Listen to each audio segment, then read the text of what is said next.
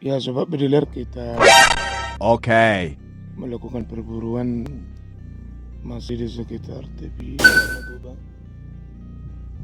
Kita berburu saat ini di saat spot angin sangat kencang, banyak kegagalan, ada juga poin.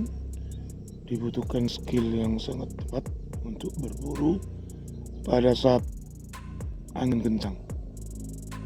Ya, poin itu tidak penting.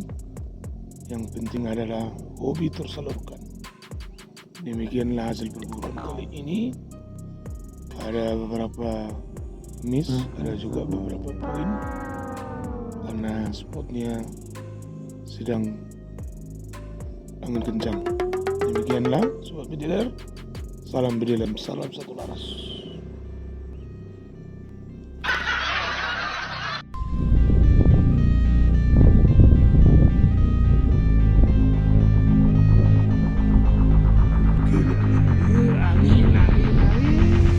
Bruh.